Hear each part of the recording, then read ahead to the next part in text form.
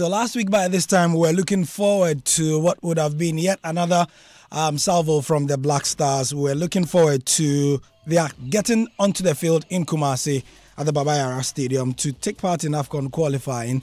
And after 3 days, so that was supposed to be on Wednesday, and then after 3 days, they were supposed to be in Freetown for the return encounter. However, a couple of days ago, a communique came from FIFA detailing the suspension and the details and the reasons why Sierra Leonean football has come to a halt. Similar to Ghana's own issues of a couple of months ago, it seems that Sierra Leone's football authorities and government are unable to reach an agreement as to the way forward. And so FIFA says, until you can sort things out, until government interference can stop, you are not doing anything with regards to international football. And so what happened was that Ghana had already made plans, and indeed a couple of players had been in town for the qualifier in Kumasi. It means that that game will happen or not.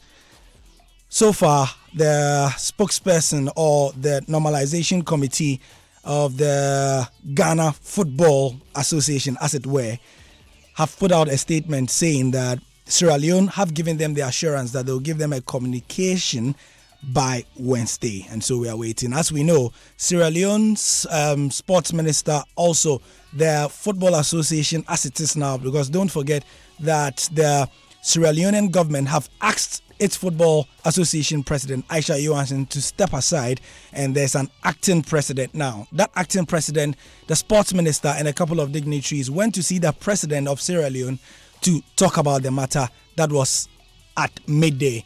We are expecting a response by now, but we understand that they are still in that meeting. So we will try and get the latest on what is happening there. So that's how we welcome you to the Joy Sports Track. My name is Gary L. Smith. We'll be trying to get a sense of what's happening there in Freetown and also in Accra. But first, Freetown. Durisimi Thomas is okay. So Ibrahim Kamara is on the line. Thank you very much for joining us. Yes, thank you very much for having me. He is the spokesperson of the Sierra Leonean Football Association, and he's going to give us an update on what's going on. So we understand that there was a meeting involving some bigwigs. Give us an idea of the latest, please. Yes, that's true. As a matter of fact, the meeting is currently in progress. It's basically around, the current situation, that is the suspension of Sierra Leone from, that came from FIFA on the 5th of October. That is just last week. Obviously, the Sierra Leone government, precisely the chief minister, has summoned this meeting, and as we speak, the meeting is in progress, and it constitutes the sports minister, the chief minister himself, and the president, that is Madam Aisha Johansson, the secretary general, Mr. Christopher Kamara, and other stakeholders in football. They are presently having a meeting, and obviously we know the situation that is at hand. The suspension came, and FIFA said until and unless Madam Aisha Johansson and Christopher Kamara are reinstated to their capacities, that is the president and the general secretary of the Sierra Leone Football Association, we are going to remain suspended. So the only decision that, Sierra Leoneans are looking forward to in this meeting today is, a decision that will definitely bring about FIFA lifting the suspension. Thank you for that update. But quickly, remind us of why we are where we are now. Why is this impasse going on at the moment? Well, we are where we are presently because, the National Anti-Corruption Commission recently came to the premise of the Sierra Leone Football Association. They did some things there that FIFA said, it's not in line with the FIFA statute. It's one of the things that, the FIFA statute seriously frowns at, specifically Article 14, letter I of the FIFA statute, which says, which frowns at, third party, in other words, undue third party interference into the running of the game. So when ACC came down to the FA, they barricaded the place. Obviously, they came with armed guards as well, and they locked all the doors at the office. They were, they took over the place. They held the keys, and then they handed over the keys to the vice president, putting him in charge, saying, Vice President, you are in charge now from today. You are in charge of affairs. Nobody should allow the president to come to this place.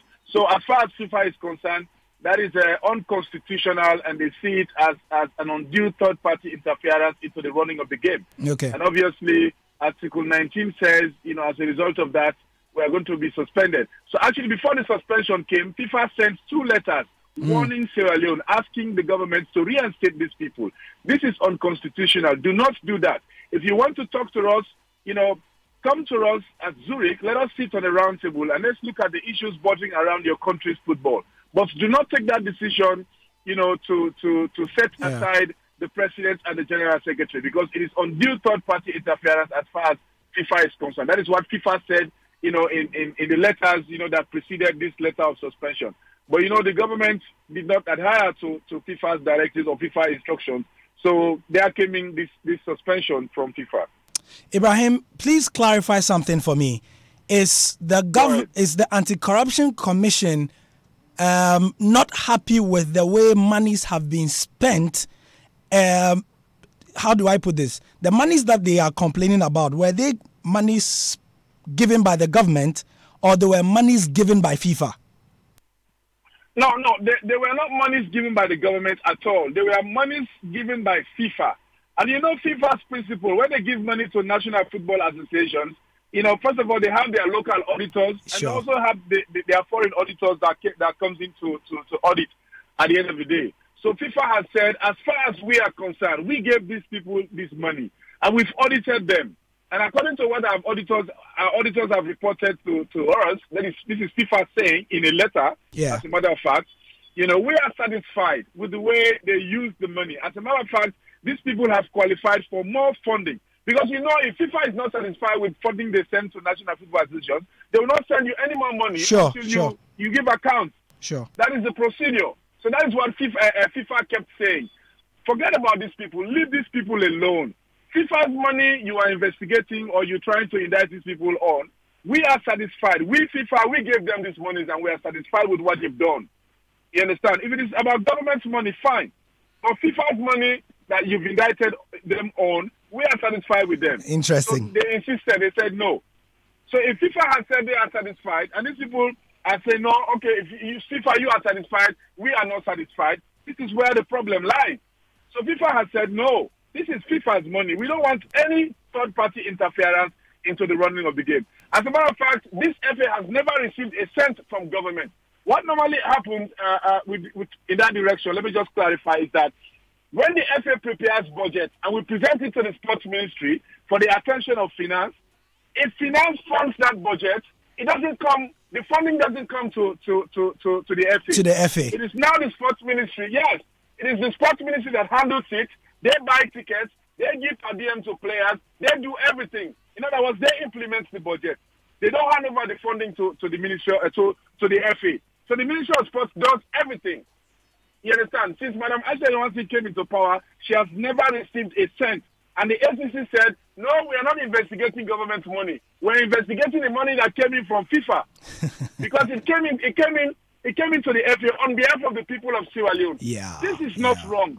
It came into the FA on behalf of the people of Sierra Leone. Yeah. This is not wrong. But they have, the problem that has been actually the bone of contention is that FIFA has been saying, we know the money that we send to your FA, it goes to the FA on behalf of the people of Sierra Leone. But FIFA has got their rules. Yeah. It's not like the United Nations, when they give money, you understand, it belongs to the government directly. They know what they do with it. They can investigate or whatever. This is FIFA. FIFA has got their own set rules. And every member association has to follow those rules. All right, Ibrahim. You want to remain a member association to FIFA. Thank you very much. We appreciate it. You've made it concise for us. We'll be looking up to you for the update from the crunch meeting that you are having. But quickly, finally, though, we'll be crossing over to get the latest from the Ghanaian players in camp. We know that all this started happening at a time that the Leone Star was camping for this Ghana game. So what are you doing to the players now? Are you letting them stay in camp, or what are you doing to the national team players of Sierra Leone? Well, as we speak, they are still in camp, and the foreign-based players are also standby to jet in, just so that we get ourselves together, and come over to Ghana. Honestly, preparation is still going on. all plans are still in place because, we are hoping that out of this meeting today, a good news will come out that will definitely lead to FIFA lifting the ban. Okay. So everything is actually quite in place. The training is still continuing. Basically, even this morning, the players do train.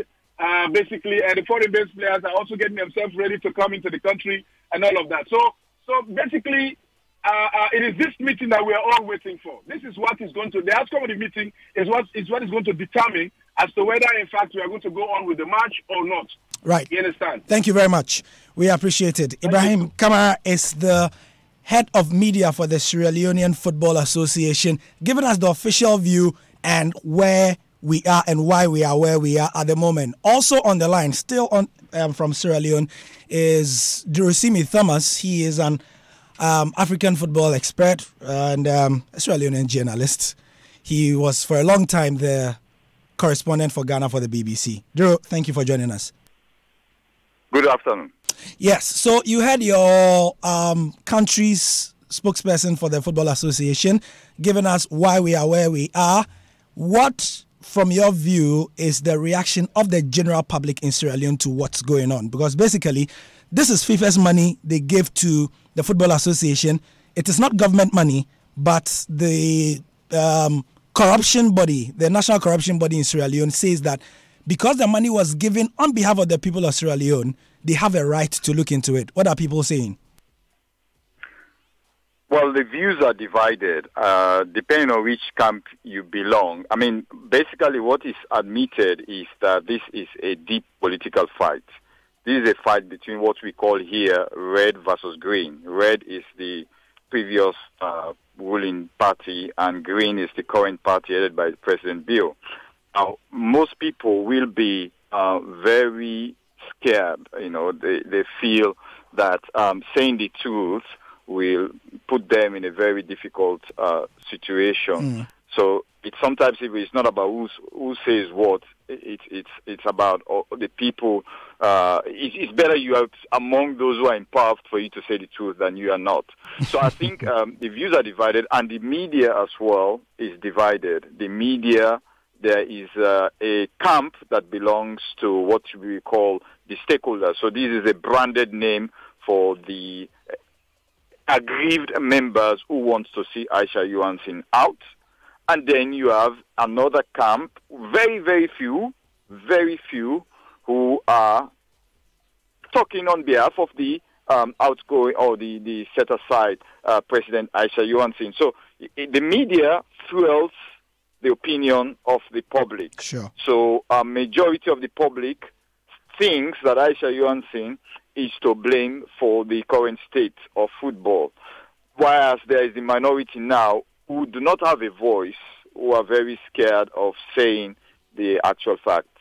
Okay, so just to let us understand, Duro, Aisha Johansson is the president of the Sierra Leonean Football Association. She has been asked to step aside by the government. And you say that the political situation is basically red versus green. On which side of the political divide is this FA president on, or perceived to be on? Well, she came into office under red, and under now green has inherited her. So I think when you look, the inside story is basically, you see, it's so deep that I don't even know where to start to make it very brief for understanding. Now, they claim she belongs to red, and most of the executive members, except one, but most of the football executive members belong to the APC party, that is the party under former President Nkrumah, and only just one executive member is a party member of the ruling party. Now, what is being analyzed is like this. People are saying, well, look, the fact that red constitutes the executive, green will prefer to see, that is the Sierra Leone People's Party, green will prefer to see that the Football Association is banned, everything is dissolved, disintegrated by FIFA, so they prefer that the FA is banned, and that will give the current ruling party to reconstitute the FA with people that they can control. So these are some of the hypotheses. But then the other theory could be like it's also possible that within the FA, because there are so many Reds, Red would like to see, would like to blame in future that you Green, you are the people who caused for Sierra Leone to be banned. I see. Interesting. So that gives us an idea, especially for my Ghanaian listeners who are very well aware of our own football troubles over the last 6 months. This seems like a remix of what is happening in what is happening now in Ghana, but in a very deeper political version. Now, Duro, you have worked in Ghana and stayed in Ghana for more than 10 years, so you understand our systems. You have reported widely on African football in Ethiopia. Nigeria has recently had a small FIFA ban issue. Togo have had theirs. Benin have had theirs. The West African sub-region is awash with these things. But you don't see this in North Africa and even Southern Africa. Why are governments, especially in the West African sub-region, so involved and so willing to go into the affairs of the Football Association and incur the wrath of FIFA like this? Why is it so common? Yeah, that's a very good question. So, in North Africa, even though, yes, you take a country like Egypt, politics is, under Mubarak was previously Gamal Abdel Nasser, all these former leaders, they use football to really, portray national pride. So, but they did one thing. Over time, what they've done is establish like what you have. I think you have a national sports authority now. Sure, yeah. But they made sure that body is so strong that it's able. Let me give you an example. Now you will have here in Sierra Leone, what would happen is somebody will come and say, "Oh, I am now. I've just accredited Sierra Leone Karate Association with Karate Federation of the World. So now, Sierra Leone, you accredit me." So that's a wrong process. What should have happened is you should have a sports authority who monitors and gets control, first and foremost, of sports associations, that it is not hijacked by one single individual who will then say, "Oh, I've been accredited by the outside body and, now please accredit." So, but instead it should have been well strengthened locally and then enabled to operate locally before the National Sports Authority will go now to like FIFA and say, "FIFA, we now have a Ghana Football Association. Sure. Now accredit us." But then the process locally, they would be accountable, like their accounts will be made public under the corporate affairs. They should have regular meetings. So there are many things, all sporting disciplines. So that's the difference between like maybe South Africa and in North Africa. But in West Africa, probably East and Central Africa, the problem is politically is still being like an area where you put your fringes of your political party stalwarts and say, "Look, I have that office for you, go and take control of it." Or you use it to say, "We are the political party that qualified this team to the World Cup, this team to the Nations Cup." Interesting. So basically what you are saying is that this is going to continue in West Africa for a long, long time to come, because, this government is going to say that, for example, Ghana, it was under this party's administration that we qualified for the World Cup, and then the next government comes and says, yes, you did that, but we want to look inside your activities because we suspect there was corruption and so on and so forth, and it's a never-ending cycle. Exactly. That's what you are saying. That's what. And in fact, just in terms of what's happening locally now, that is with this situation now with Sierra Leone. So this morning I was at training. The players were late for training. There's so much demotivation, and 9 players or several players were waiting to fly in. Some were blocked by their clubs because they said, "Well, look, you can't go now because FIFA has just suspended your country, so you have to wait." Yeah. And then the Ministry of Sport as well cancelling the flights, or let me just say, cancel the tickets. So players went to the airport, and then they say, "Well, sorry, there's a problem with your ticket. You can't fly." So there are some foreign-based players now waiting outside. So in case something happens right now as they meet, as I speak to you now, the meeting is on. If something happens, then they will now start fantastic. But yes, and they are digging their heels, and I think the government, most people are saying, well, all those action means that this fight is still going to go on. All right. So what this means is that for my Ghanaian listeners, will Sierra Leone play Ghana or not? So that's a question I put to a senior executive member of the FA this morning, and he said, well, it's looking like they might not play. But everything depends on this meeting. He said, or he told me this morning that he is just counting on the wisdom of the president. Yeah. He said that he hopes that the president will see reason and overturn this decision so that Sierra Leone can play. But they only have today. Because if it's not happening on Thursday, Sierra Leone does not play on Thursday, it's very likely that Group F will only remain Ghana, Kenya, and Ethiopia. Yeah. Because there is now international calendar, as you and I know, and where will they fit in a replay between Ghana and Sierra Leone? So it looks there because there are two strong, parties with strong views for and against this situation with FIFA. Fantastic. I mean, they're talking about taking the thing to the Court of Arbitration of Sport. So it's very deep. All right. Dorosimi Thomas, thank you very much for your time and for giving us the view from Sierra Leone. Michael Otieje is here, actually. Your man. Hi, Duro.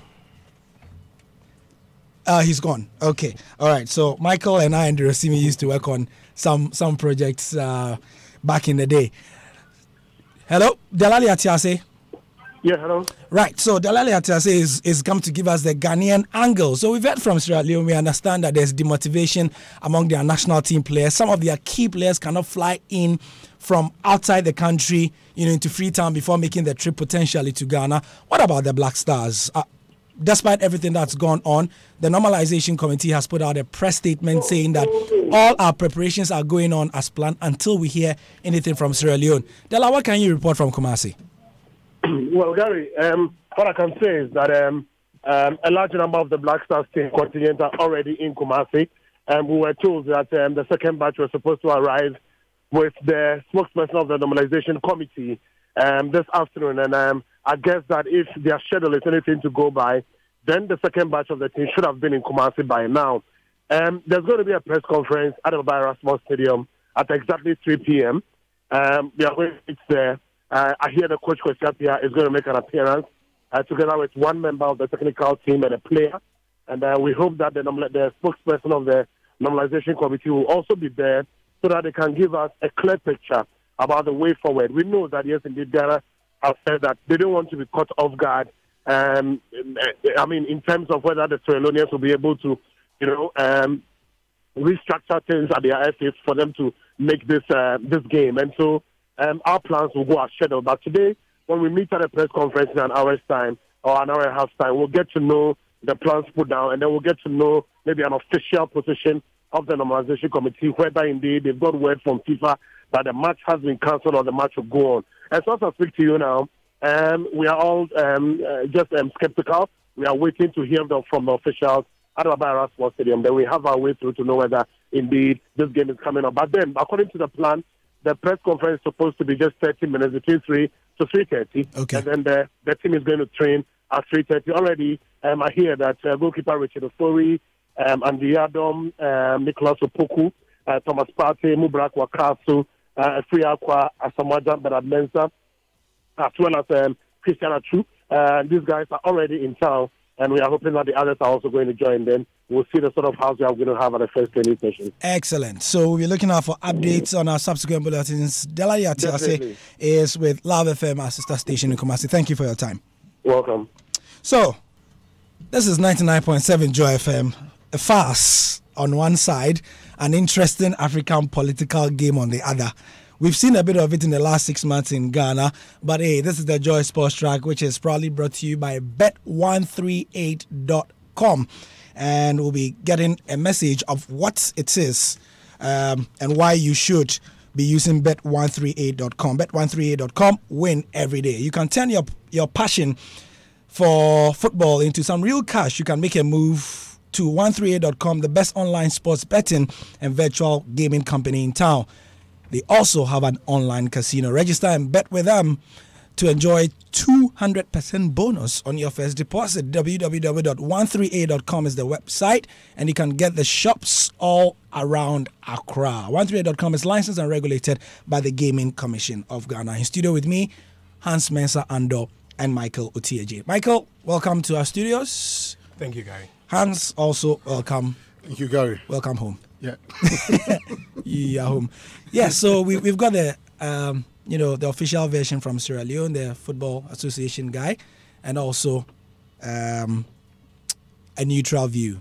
Michael, your thoughts on what this means for Ghana, the whole mess, and then most importantly, the Group F. I think it's a mess. I think you describe it rightly.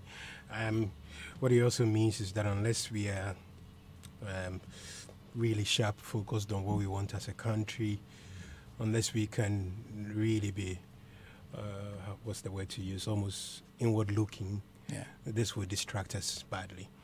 I say that because these things tend to happen in funny ways. It could be possible that FIFA will say, we're having discussions with Sierra Leone, we are confident a solution will be found. We're giving the go-ahead for the game to be played, or to say this game will not be played at all. My gut feeling is that this game will come on at the last minute.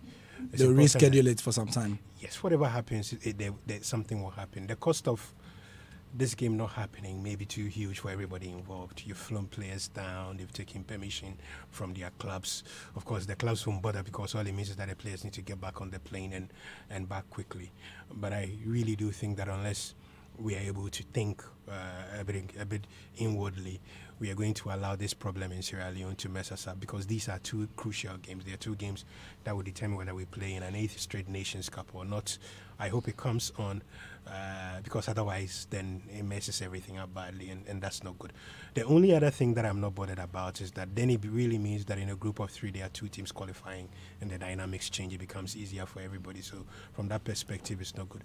But it's always a problem from where I sit when governments get themselves dragged into this problem when they know the consequences. I've never seen one person get away with this in terms of FIFA when they want to do these kind of things. So you may really, Sierra Leone have to make a decision whether they want to play international football or not want to play, whilst trying to get their problems solved as quickly as possible. Yeah, so that's it, Michael. Thank you very much. He's been on fire for fire as well with Countryman Songo, so he's got to run.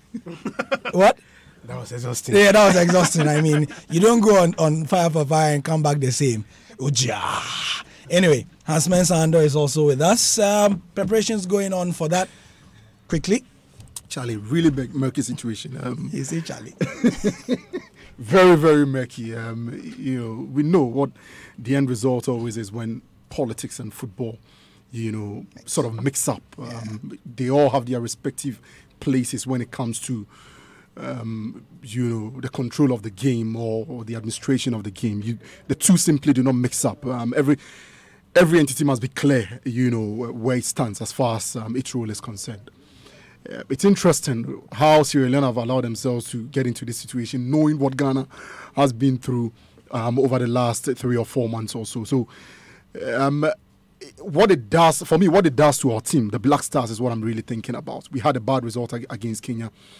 Those 2 games against Sierra Leone are crucial, and I've spoken to at least one player who was questioning the point in coming if the game is not going to come on, and so it tells you that these players really, you can't tell exactly. Yeah. But I have to tell him that look, you have to come because it is possible. Anything can that happen. Exactly.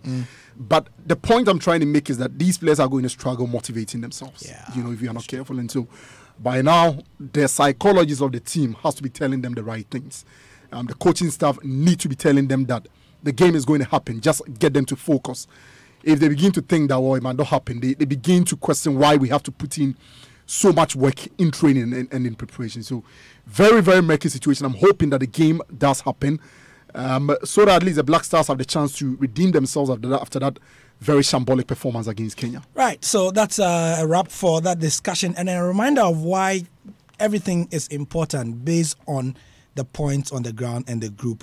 Kenya is on top of Group F with 3 points. Ghana second on 3. Ethiopia third on 3. Sierra Leone fourth on 3. That's the way it's looking like, Hans. So every team in the group has got 3 points. And Sierra Leone, in that meeting that they are in right now, will point out to the president and say, President, this is the table. We have a chance of going for a Nations Cup, which is a rarity. So, President, do you want us really? Exactly. That probably will change the dynamics of the discussion in terms of the Sierra Leone. If they had no chance like this, because we know that in our part of the world, indeed, globally, governments, use football as a propaganda tool. We've seen how many times our various political parties stand on campaign platforms and use the achievements of the Black Stars or the Black Starlets or Black Satellites, to further their cause. Or Black whoever is doing well. Black whichever team is doing well to further their cause. Even boxers who go on their own to participate, they use them on campaign platforms. And so the president might look at it and say, well, we have a chance of playing at the Nations Cup. I don't want to be the government that denied my people the opportunity of playing at the Nations Cup. So that probably will change the dynamics in terms of how the discussion is going to go. Yeah, so representatives of the APC in Sierra Leone and the SLPP, the SLPP, as we have been told, are the ones who want the country banned so that things will be dissolved, reconstituted, and then they can have control over the Sierra Leonean Football Association, and they are known as the Green Party. Okay. The APC are the ones known as the Red Party. So, red and green. So they are in power now? Yes. Okay. The Red are the ones who don't want the ban. But they are in the minority. That's the problem. But it makes sense that the Red will not want the ban because they are in power and they need. They need. Well, I mean, and as we are told, the bulk of the media, the football media or the sporting media there, are behind the Green.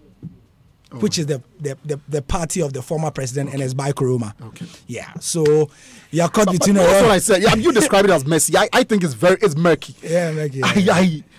I really struggle to understand how a group of people do this to themselves. Look, at the end of the day, if their team does well, I'm sure the entire country will be happy, regardless of whether it belongs to the Red Party or the Green Party. People do not simply care, which color sits at the presidential palace.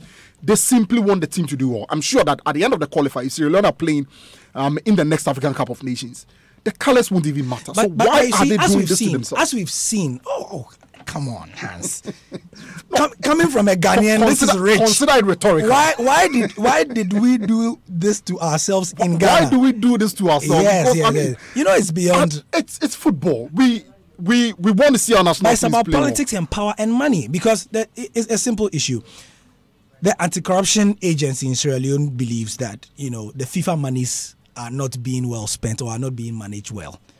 Sierra Leone Football Association says, "Hey, is it your money?" Gary, you understand? You see, it's similar to a situation where we had in this country where we always will have. I'm coming. A situation we had in this country where somebody allegedly took certain stuff out of the country and didn't return with it. And when people began talking, they asked them a very simple question: Ubi Biaira?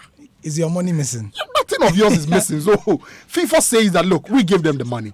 We are satisfied with the audit that was done. We feel that the money has been put to the best possible use. What is your problem? But then again, here's the other question. Can we have a situation where there's a collaboration between the government and FIFA when it comes to auditing, so that these issues do not emerge? And the more important question is, if you've got nothing to hide, use Sierra Leone Football Association. If the government says, FIFA has given you money on behalf of the people of Sierra Leone, let me see what you did with the money. That also, it sounds simple enough. FIFA says they've audited their accounts, but the government say that if you say you are FIFA and you have good auditors, then give us that. You understand what I mean? If you have nothing to hide, give me the thing and let me look at it. So the government doesn't trust FIFA, is that it?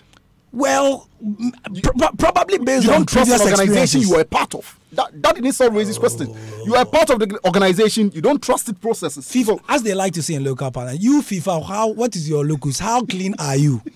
You know what I mean? Anyway, so it's 12 minutes to the top of the hour here on Joy 99.7 FM. We've been doing FIFA and discussions and Sierra Leone and also the Black Stars. So the Black Stars essentially are on tenterhooks. They are in Kumasi. They are getting ready for the game, which may not come on. It was supposed to be Thursday. And we keep waiting. So that's the latest on that. We move on to boxing now.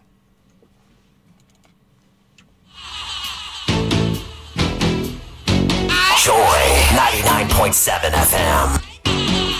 Joy 99.7 FM. It's been a great 2 years for Ghanaian boxing, really. Big international bouts, some here, some abroad. A couple of world title contenders. Some have lost, some have come back, done rematches, won again. and then there's Isaac Dugbe, who has blazed the trail. Others like Richie Comey, he and Robert Easter, we know all about it. And the others have done their bit. Now, it looks like something good is becoming something better. We understand there's a boxing league that's about to happen. We've seen something like that before in this country. That was powered by a very popular mosquito spray brand or something like that, Martin Boxing League. And then it went down for a while. But it looks like there is a resurrection on the cards. And to give us all the lowdown on that is a man when it comes to boxing, Nathaniel Ato, to give us an idea. Hans also will be chipping in as he keeps an eye on that circuit. Nathaniel, thank you for joining us as well. Thank you, Gary. Thank you. It's my assessment that it's been a good 2 years for Ghanaian boxing. Definitely. Look, the highest height of every boxer's achievement is to become a world champion. Yeah. The highest height of every footballer's achievement is to win the FIFA World Cup. Yeah. It's as simple as that. And once you're there, then it means that something is going right. So, yes, maybe we may not, as a collective, have contributed directly or 100% to what is happening now, but some way, somehow, certain efforts have been made, and it's yielding great fruit. What we need to do now is to just take a look at how we can maintain the consistency and look at models from that of Mexico, who've produced the highest number of world champions for the rest of the world, so we can blaze that trail and move ahead. Which goes into the discussion of the boxing league. Sure. I mean, the idea of a league suggests that there'll be regularity. Exactly. There'll be more eyeballs. Yes. There'll be more interest. Exactly. The culture will become something that we get used to. People can go out on Fridays, Saturdays, and say, "Oh, what are you doing on Friday?" And say, "Oh, Charlie, let me make a pass by the boxing there and see what's up." And then they see this. People get to Gary, know. Presec is having your bonfire night on this Friday. Yeah. It's an aspect of entertainment. There is variety. So now everybody moves away from that thing where we go and sit at drinking spots with probably wives, girlfriends, and whatnot, and just get up and go away. It's a regular routine. People are not even going to the sports clubs as much as you'd expect them to. It's a one-way thing. It's musical concerts and all of that. But there's good old boxing. And that is a platform that has been monetized into trillions and billions by the developed world. Why can't we do it here? So what has been done by the Ghana Boxing Authority together with a few external consultants, including Mr. Moses Fuamwining, is to put together a plan where there will be 26 fight nights. Wow. 26 fight nights beginning from this weekend. Now, remember that the Bukum Boxing Arena was built for purpose, okay? To be in busy. as much as to be busy, exactly the point, Gary. Yeah. Because I was having a conversation with the UK's most decorated boxing coach. Mr. Terry Edwards looked at the Bukum Arena and he said, "Look, this is fantastic." And this is somebody I think I remember that interview. Yeah, he's seen it all and been there. He's seen everything around the world when it comes to boxing. And he gives that endorsement. I remember as well during Azuma Nelson's fight night, the 60th anniversary fight night at the Bukum Arena. And our director from Super Sports, Johannesburg, South Africa, said, "Look, this facility is amazing. We should use it." Yeah. So let's use it. Let's activate it. Let's keep the place busy. Let's make the place a platform for entertainment, and let's make it a platform for a big economic boost through boxing. It's as simple as that. This boxing league, do we have a sponsor yet? Okay, so a couple of sponsors on board. Okay. Sponsorships are still being worked out, but just as a matter of principle, GNPC is on board. Okay, that's good. And they are providing a big chunk of what will be used. But there's a lot in terms of media, packaging and all of that. In this side of the world, we're still battling that thing out where we need to be clear on how media houses go in there, buy the content, and then they syndicate it. We're still at that bridge. We'll cross it, but essentially, we're going to have a lot of fight nights, and key amongst them will be the juvenile aspect, where the juveniles get to fight on a regular basis, just as the professionals. And then also for managers and promoters who have challenges in getting big promotions or putting together big promotions on their own, this will be a subsidized platform for them so that they can fight. So we're going to have African title fights. We're going to have regional title fights like the WBO Africa titles and all of that. All of these are going to be spread across, on the platform. So it's going to be a great time. We're looking forward to having even more exciting times than we did the Martin boxing because and that was for good. crying out loud, this is 2018. Yeah. And for notes as well, Isaac Dugbe is arriving this evening at 7 p.m. 7 p.m. And we're still awaiting the first conversation with Richard Comey as he builds up to that very big date in January. Not a specific date yet, but we know that it's clear that there's a unification fight, and this is a very big one for him. We the guys, Gary, you and I, we go back to an adage that says "Shete ayawo." Yep. You make an attempt 3 times. You go to sea 3 times. I'm literally being translated. This is a third opportunity for Richard Comey, and look, got to grab it. He's got to grab it. If he doesn't grab this one, I don't think we have a chance anymore. And I like the way Hans is laughing, because no, we've gone on and on about this subject. I mean, this is it for him. It's make or break. But you see, it's a very, very tough bridge that he's going to climb. Make or break. And it's the big Garcia is a tough nut. But we will sail through. So yes, it's born, and we're going to be having loads of interviews during the week. And giving out information on how we can be part of this. Excellent. So Hans, this positions, if it happens, the boxing league positions us in a great place to be a boxing hub once again. Exactly. I mean, I think this is long overdue. Long overdue. If we were doing this 3-4 years back, we probably would have had more world champions than we have now. I mean, look at how many world title fights we've had Ghanaians being in this year alone. Habib Ahmed, Ewuku was also in the recently.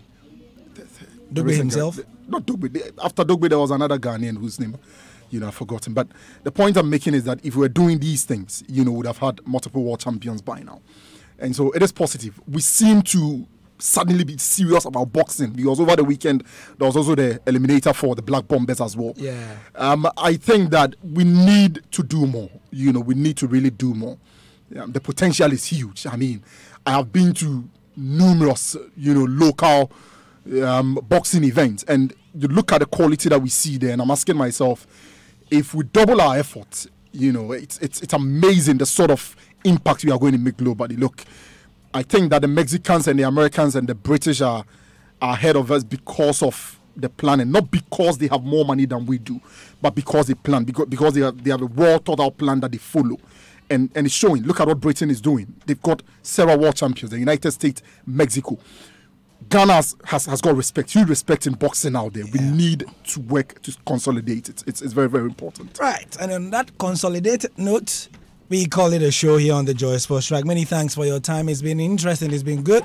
And we'll be back next week with more. Meantime, though, there is a promise of an update on that meeting in Sierra Leone on myjoyonline.com and also on our subsequent bulletins. The show is powered by bet138.com. Turn your passion into some real cash. Make a move to 138.com, the best online sports betting and virtual company in town. Introducing our online casino. So feel the taste of better odds, endless market and prompt payment, and they have live in-play betting as well. My name is Gary Al Smith, and that's the show for now. Coming up is the news at 2, but before then, Inshira Ado has a batch of announcements after this.